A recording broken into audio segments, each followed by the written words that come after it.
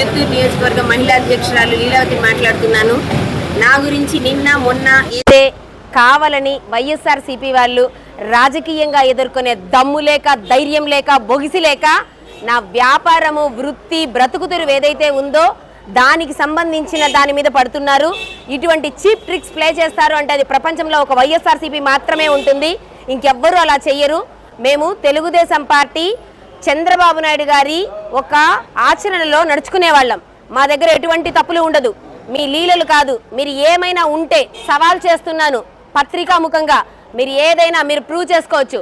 Illegal works చేయడానికి ఇది YSRCP party కాదు, ఆ పార్టీ నాయకులు కాదు.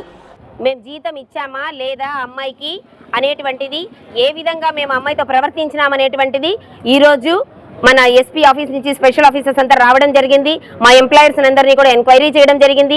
నిజాలు అమ్మాయి వచ్చినటువంటి అటెండెన్స్లు, మేము పే చేసినటువంటి పేమెంట్స్, రిసీప్ట్స్తో సహా, మా పేమెంట్ పేటిఎమ్స్తో సహా అన్ని సబ్మిట్ చేయడం జరిగింది. మా దగ్గర ఎటువంటి తప్పు లేదు. మీరు ఏ విధంగానూ దాన్ని మమ్మల్ని దూర్చాలా, ప్రయత్నించాలని, ఇరికించాలని ప్రయత్నిస్తున్నారు.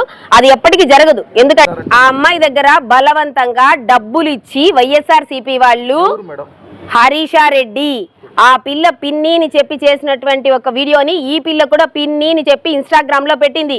హరీషారెడ్డి అనేటువంటి వైఎస్ఆర్సీపీ నాయకురాలు ఎవరైతే ఉన్నారో వాళ్ళు ఈ నా దగ్గర ఎప్పుడో 8 నెలల క్రితం పనిచేసి ఆగిపోయిన అమ్మాయిని ఇన్స్టాగ్రామ్లో కాంటాక్ట్ అయ్యి ఆ పిల్ల దగ్గర నెంబర్ తీసుకొని ఆ పిల్లని రెచ్చగొట్టి ఆ పిల్లకు డబ్బులు ఇచ్చి బలవంతంగా ఆ పిల్లతో ఇలాంటివన్నీ కూడా చెప్పించారు.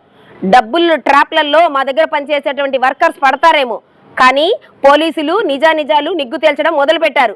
చట్టం తన పని తాను చేసుకుపోతుంది. మీరందరూ కూడా బయటకు వస్తారు, మీ పేజీలన్నీ కూడా ముయించబడతాయి.